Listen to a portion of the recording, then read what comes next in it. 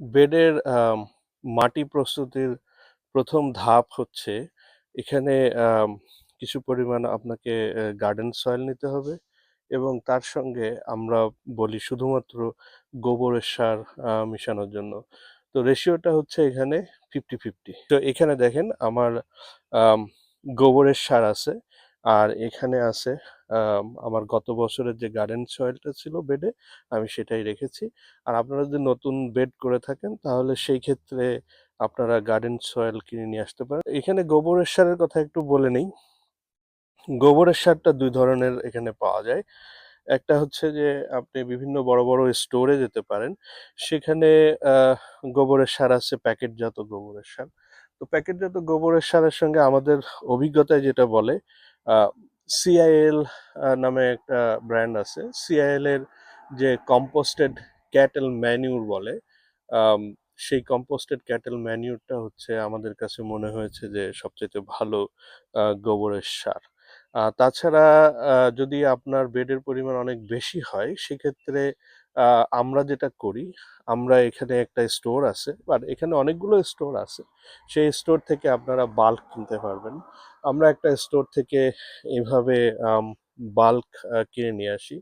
আমি সাধারণত ২ ইয়ার্ড অথবা ৩ ইয়ার্ড এভাবে বছরে কিনে থাকি। এটা যথেষ্ট পরিমাণে।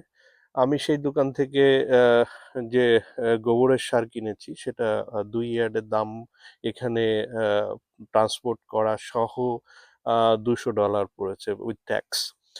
আর এখানে যেটা আমি যেটা সিআইএল এর প্যাকেটজাত যেটা বললাম, সেইটা আম আপনারা কিনতে পারবেন এখানে রোনা প্লাস থেকে বা হোম ডিপো থেকে, যেখান থেকেই কিনতে পারবেন। দাম সাধারণত আ ৳৫ থেকে ৳৭ মধ্যে এই ব্যাগগুলো কিনতে পাওয়া যায়। বাট এটা একটু ব্যয়বহুল। যেহেতু আমার অনেক লাগে, সেজন্য আমি সাধারণত ওই দোকান থেকে এইটা আ বাল্ক কিনে নিয়ে আসি।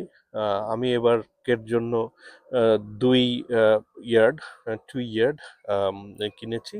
তারা আমার ড্রাইভওয়েতে এটা আ আ ড্রপ করে গেছে। তো আমি আপনাদেরকে দেখাবো এখন বেডের কিভাবে আমরা তৈরি করব। সো বেডের মাটি তৈরি করার জন্য আমি আম এখান থেকে যে গোবরের সার আছে আমাদের, সেই গোবরের সার আ আমি নিয়েছি একটা হুইল ব্যারোর মধ্যে, এবং অর্ধেকটা, এবং আমার এখানে যে গত বছরের যে গার্ডেন সয়েলটা ছিল আ সেটা এখানে আছে। তা আমি এটার সঙ্গে এখন মিক্স আপ করে দিব। আর আ যেটা হচ্ছে যে আপনারা আরেকটা জিনিস, আ আ আমি যেখান থেকে গোবরের সার কিনেছি, তারা আবার ছোট, ছোট আম প্যাকেটে করেও আ আ বিক্রি করে ওখানে। সেগুলো $৩ থেকে $৪ এর মধ্যেই সীমাবদ্ধ। যদি আপনি মনে করেন যে আপনি নিজে অল্প কিছু সংখ্যক কিনতে পারেন, আপনারা সেখানে তা আমি যে স্টোর থেকে কিনি, সেই স্টোরটার নাম হচ্ছে হোমল্যান্ড গার্ডেনিং। এইটা ড্যানফোর্থ এবং মিডল্যান্ডে, ড্যানফোর্থ রোডের উপরে, এবং ইন্টারসেকশন হচ্ছে ড্যানফোর্থ অ্যান্ড মিডল্যান্ড। আপনারা ওখান থেকেও কিনতে পারেন। এখানে ভিলাসিস আছে, এখানে লেসমেস আছে, এখানে হোম ডিপো আছে, বিভিন্ন স্টোর আছে। এক জায়গায় দামের তারতম্য এক এক রকম। বাট আমি এখানেই মোটামুটি সাশ্রয়ী মূল্যে এবং ভালো মানের গোবর সার পেয়েছি, তাই আপনাদেরকে জানালাম। আপনারা প্যাকেটেও কিনতে পারেন। বাট যারা গোবরের গন্ধ সহ্য করতে পারেন না, তারা হয়তো গাড়িতে করে আনতে গেলে গাড়িটা একটু গন্ধ হয়ে যেতে পারে। সেক্ষেত্রে আপনারা আম আ রোনা প্লাস বা হোম ডিপো থেকে আ প্যাকেটজাত যেটা সিআইএল এর আ কম্পোস্টেড ক্যাটল ম্যানিউর বললাম, সেটা আপনারা সংগ্রহ করতে পারেন। এখন আমরা গোবর সার, আম যে মাটি আমাদের বেডে ছিল, সেই মাটির সঙ্গে আমরা অর্ধেক পরিমাণ আ গোবর সার এখন মিশ্রিত করছি।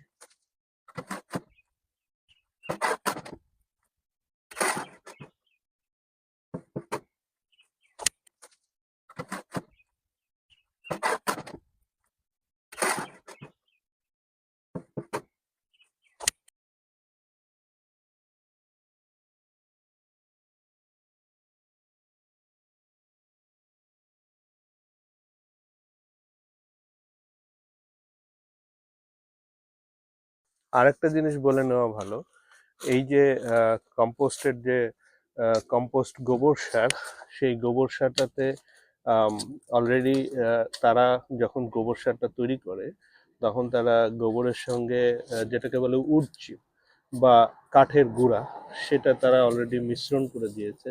এবং সেই ক্ষেত্রে আপনাদেরকে, যেটা অনেকেই কোকোপিট বা পিট মস ইউজ করেন, সেক্ষেত্রে এইটা আর ব্যবহার করার কোনো প্রয়োজন নাই। সুতরাং আপনারা যদি এই ধরনের গোবরের সার ব্যবহার করেন, যেটাকে কম্পোস্টেড ক্যাটেল ম্যানিউর বলে, আম, তা সেটার সঙ্গে যেহেতু উড চিপগুলো থাকে, সেক্ষেত্রে আপনাদেরকে কোনো আম, আহ, যেটা হচ্ছে কোকোপিট বা যেটাকে বলে আম, যেটা নারকেলের ছোকলা থেকে যেটা তৈরি হয়, সেইটা আর এটার সঙ্গে মিশানোর কোনো প্রয়োজন নেই। আমরা এইভাবে সুন্দর করে মাটিটাকে মিশিয়ে নিলাম। আমরা আপনাদেরকে এখন দেখাবো কিভাবে এখানে একটা চারা লাগাবো। যেহেতু আমি আপনাদেরকে বলেছি যে আমার দুই ধরনের বেড আছে, এখানে একটা লাউ গাছ লাগানোর বেড আছে, আরগুলো হচ্ছে অন্য গাছ লাগানোর বেড। আমরা মাটিটা প্রস্তুত করেছি আমার যে লাউ গাছ লাগাবো সে লাউ গাছের বেডের জন্য। যখন আপনারা চারা রোপণ করবেন তখন আমাদের কয়েকটা জিনিস লাগবে। একটাকে বলে ব্লাড মিল। যে ব্লাড মিলটা আমরা সাধারণত ইউজ করি সিআইএল ব্র্যান্ডের, এবং এই ব্লাড মিলটা অত্যন্ত জরুরি। তার কারণ আমি আপনাদেরকে আগেই বলেছি যে টরন্টো অল্প সময় আমরা সময় পাই সামারের, অল্প সময়ের মধ্যে আমাদেরকে চারা লাগাতে হবে, গাছ বড় করতে হবে, এবং সেখান থেকে আমরা সবজি যাতে পেতে পারি সেরকম ব্যবস্থা করতে হবে। তো সুতরাং এখানে এটাকে বলা ব্লাড মিল। এইটা সিআইএল ব্র্যান্ডটাই সবচেয়ে ভালো। আমরা সাধারণত এটা রোনা প্লাস বা হোম ডিপো থেকে কিনে থাকি, দাম সাশ্রয়ী $14-15 মধ্যেই পাওয়া যায়। আপনাকে চারা লাগানোর সময় এই ব্লাড মিলটা লাগবে। আরেকটা আছে, এটাকে বলে বোন মিল। এটাও আমরা সিআইএল ব্র্যান্ডের ইউজ করি। আম, এবং এই বোন মিলটা সেই একই জায়গায় রোনা অথবা হোম ডিপো বা যেখানে এখানে গার্ডেন সেকশন আছে সেখান থেকে আপনারা কিনতে পারেন। আমরা বড় বাকেটটা কিনেছি যেহেতু আমাদের অনেক লাগে। বাট আপনারা ইচ্ছা করলে এরকম সিআইএল এর ব্লাড মিলের মতো এরকম ছোট প্যাকেটেও কিনতে পাওয়া যায়, সেটাও $14-15 মধ্যে পাওয়া যায়। আমাদের লাগবে আরেকটা, সেটা হচ্ছে যে এগ শেল। তো আমরা সাধারণত ডিম খাওয়ার পরে আহ, ডিম খাওয়ার পরে শেলগুলো আমরা ফেলে দিই। আহ, কিন্তু আসলে এই ডিমের যে খোসা, সেই খোসাগুলো গাছের জন্য খুবই উপকারী, এবং গাছ লাগানোর সময় আসলে আমাদেরকে এটা দিতে হবে। এটা গাছের কোনো ক্যালসিয়াম ঘাটতি থাকলে সেটা পূরণ করে থাকে। সাধারণত আহ, অনেকেই করে থাকেন যেটা ডিমের খোসাটা এইভাবেই সরাসরি একটু গুঁড়া করে আম, দিয়ে দেন, বাট সেটা আসলে খুব স্লো রিলিজ হয়। মানে এটা গাছের মাটিতে মিশতে অনেক সময় লাগে। তো সুতরাং সেই ক্ষেত্রে আমরা যেটা করি সেটাকে, আমাদের যে মশলা পেশার গ্রাইন্ডার আছে, আম, সেই গ্রাইন্ডারে আসলে এই এগশেলগুলোকে আমরা, আর এগশেলগুলো আমরা যখন খাই, খাওয়ার পরে আমরা এইভাবে উপুড় করে রাখি যাতে এর মধ্যে কোনো উচ্ছিষ্ট অংশ থাকলে সেটা নিচে পড়ে যায় এবং শুকায় যায়। শুকানোর পরে আমরা এটা মশলা পেশার যে গ্রাইন্ডার আছে সেই গ্রাইন্ডারে গ্রাইন্ড করে পাউডার বানিয়ে নিই। এই পাউডার বানালে একটা জিনিস ভালো হয়, সেটা হচ্ছে যে খুব তাড়াতাড়ি এটা মাটির সঙ্গে মিশে যায় এবং গাছ খুব তাড়াতাড়ি এটা অ্যাবজর্ব করতে পারে। আর একটা জিনিসের আমাদের প্রয়োজন হবে, সেটাকে আমরা বলি Epsom salt. So Epsom salt এটা গাছের জন্য খুবই উপকারী, এবং এপসম সল্টটা যদি আমরা গাছের চারা লাগানোর সময় যদি আমরা দিই, তাহলে সেই ক্ষেত্রে গাছগুলো অনেক তরতাজা হবে, সবুজ, গাঢ় সবুজ কালারের হবে, এবং অনেক সতেজ থাকবে। তো এই এপসম সল্টগুলোর দামও খুব একটা বেশি না, সাধারণত $8 থেকে $12 মধ্যে পাওয়া যায়। আমরা কস্টকো থেকে 5.5 কেজি ওজনের একটা কন্টেনার কিনি, এটা $8 থেকে $12 মধ্যে পাওয়া যায় সাধারণত। তো সুতরাং বা অন্যান্য স্টোর, ওয়ালমার্ট বলেন আর যেখানেই বলেন, আপনারা এপসম সল্ট পেতে পারেন। এই এপসম সল্টগুলো কোনো ডিফারেন্ট এপসম সল্টগুলো না, যেগুলো সাধারণত গোসলের সময় অনেকে ইউজ করে থাকেন সেই একই এপসম সল্ট, বাট এটা গাছের জন্য খুব উপকারী। গাছকে সবুজ, সতেজ এবং পুষ্ট রাখার জন্য এটা খুবই গুরুত্বপূর্ণ। আর যেটা হচ্ছে যে এখানে যেটা বোন মিল, সে বোন মিলটা হচ্ছে গাছের যে শিকড়টা, এই শিকড় রুটটাকে অনেক স্ট্রং করে। এবং আমি আগেই বলেছি এই দেশের মাটি ভালো না, সুতরাং আমরা মাটিটা প্রস্তুত করে নিলাম। তারপরেও শিকড়টাকে অনেক স্ট্রং করার জন্য আহ, গাছ গাছে বোন মিল দিতে হয়। আর ব্লাড মিলটা দিলে খুব সহজেই গাছে ফুল ফল আম, ভরে যায়। তো সুতরাং সেই জন্য এই চারটা জিনিস, ব্লাড মিল, বোন মিল এবং এগশেল, গ্রাইন্ড করা এগশেল এবং আমাদের এপসম সল্ট, এই চারটা জিনিস আমাদের লাগবে একটা চারা লাগানোর জন্য। ধরুন আপনাদেরকে দেখিয়ে দিই কিভাবে কতটুকু পরিমাণ আমরা এগুলো চারা লাগানোর সময় মিশ্রণ করব। আম, আমরা এখন একটা এই চারা গাছটা, লাউয়ের এই চারা গাছটা আমরা এখন এখানে লাগাবো। সেই জন্য আমরা একটা ঠিক যতটুকু গর্ত করার দরকার ততটুকু আমরা এখানে গর্ত করে নিয়েছি। তো এখন আমরা আম, এই গর্তের মধ্যে এপসম সল্ট দিব 1 টেবিল চামচ।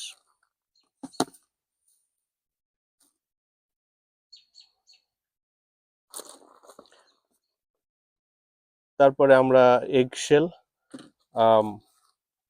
সেই এগশেল গ্রাইন্ড করে রেখেছিলাম যেটা, সেটা দিব 1 টেবিল চামচ। দিয়ে দিচ্ছি 1 চা চামচ বা 1 টিস্পুন ব্লাড মিল। এখন আমরা দিয়ে দিচ্ছি 1 টিস্পুন বোন মিল। এটা যখন দেওয়া হয়ে গেল তখন আমরা একটু ভালো করে এটা মিক্সিং আপ করে নিই। সবগুলো চারটা উপকরণ দেওয়ার পরে আমরা একটু মিক্স আপ করে নিব। এখন আমাদের চারাটা এইভাবে আমরা আপনারা উপর করে নেবেন, নিয়ে আস্তে আস্তে পটটা সরিয়ে নেবেন। নেওয়ার পরে আপনারা এখন চারাটাকে একটু গর্তের মধ্যে এখন বসিয়ে দিবেন। চারদিক থেকে আলতো করে মাটি সরিয়ে দিবেন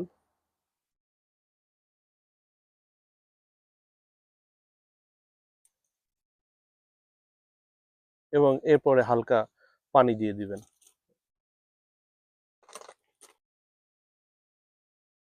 আমরা সাধারণত গাছটাকে লাগানোর জন্য এই ধরনের ভেজিটেবল প্ল্যান্টগুলোকে লাগানোর জন্য আমরা বলি ভিক্টোরিয়া ডের পরে লাগানোর জন্য।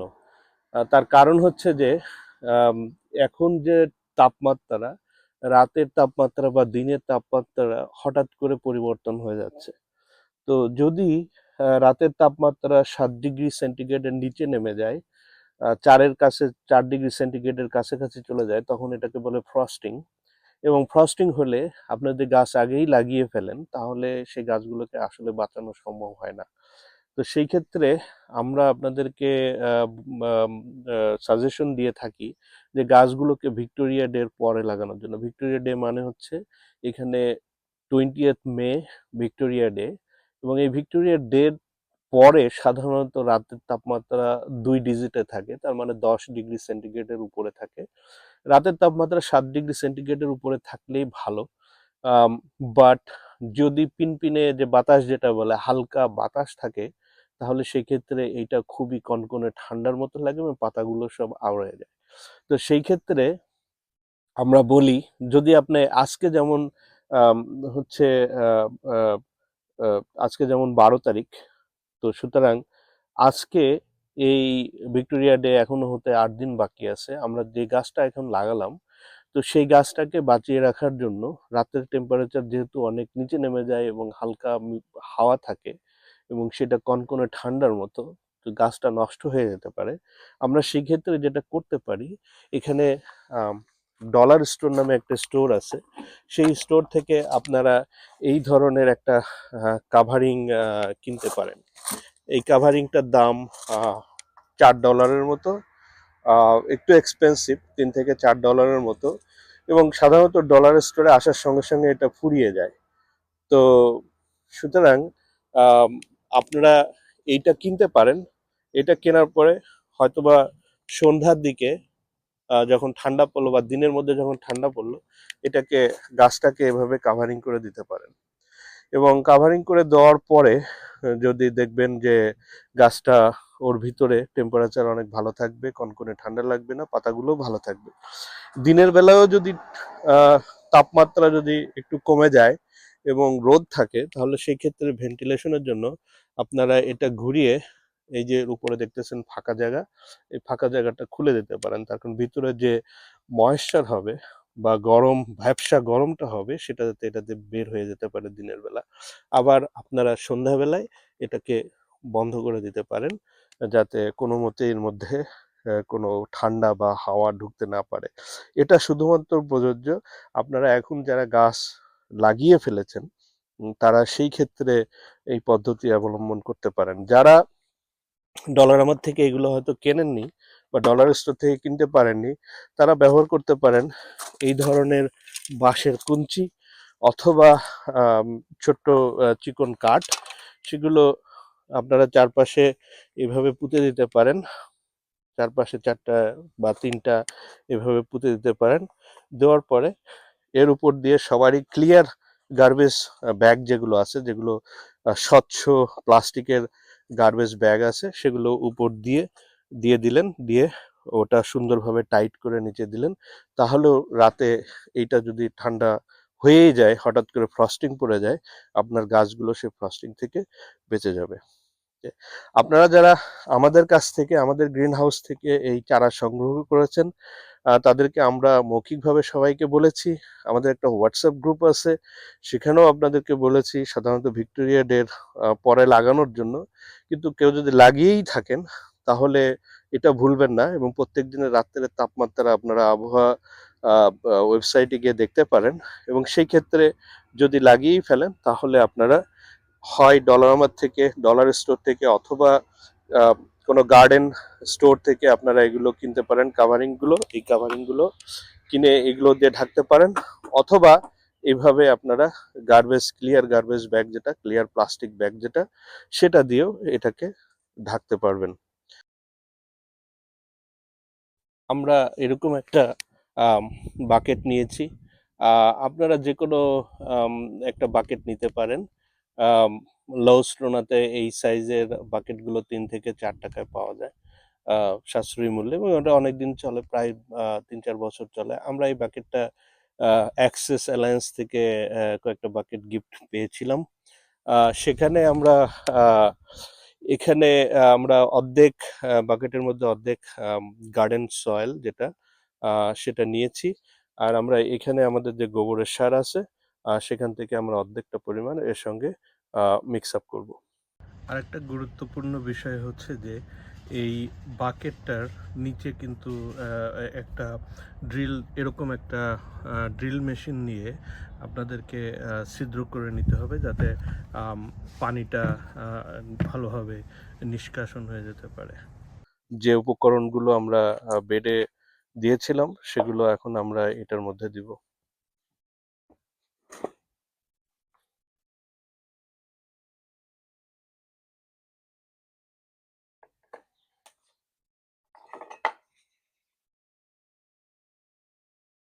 মরিচ গাছের ক্ষেত্রে একটা জিনিস মনে রাখবেন যে নিচের পাতাগুলোকে পরিষ্কার করে দিতে হয়। দিলে পরে গাছটা আহ, খুব সহজে ফুল আসবে এবং মরিচ হবে, সেগুলো পুষ্ট হবে এবং অনেক বেশি ফুল এবং মরিচ হবে। গাছটাকে আমরা এভাবে লাগিয়ে দিচ্ছি।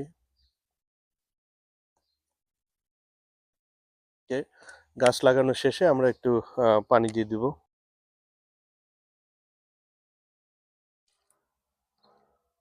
বাকেটে যে গাছগুলো লাগিয়েছি বা টবে যে গাছগুলো লাগিয়েছি সেগুলোর ক্ষেত্রেও আম, এটা আমাদের যদি বাইরে রাখেন তাহলে সেটাকে কাভারিং করে দিতে হবে। এবং কাভারিং করার ক্ষেত্রে আপনারা যে প্লাস্টিক ব্যাগ পদ্ধতি বা যে ঢাকনাটা আমরা ডলার স্টোর থেকে আম, আহ, ক্রয় করার কথা বলেছি, সেই ধরনের কাভারিং গুলো দিয়ে আপনারা কাভারিং করতে পারেন। আর সবচাইতে ভালো হয় যে দিনের বেলা রোদে দিলেন, আর রাতের বেলা যদি গ্যারেজে রাখার কোনো উপায় থাকে তাহলে গ্যারেজের মধ্যে রেখে দিলেন। সেক্ষেত্রে আর সমস্যা হওয়ার কথা না। বাট যদি গ্যারেজের মধ্যে না রাখতে পারেন তাহলে সেক্ষেত্রে প্লাস্টিক ব্যাগ অথবা কোনো কাভারিং দিয়ে সে একই পদ্ধতিতে, যেটা বেডে আপনাদেরকে দেখিয়েছি, সেই একই পদ্ধতিতে আপনাদেরকে ঢেকে রাখতে হবে।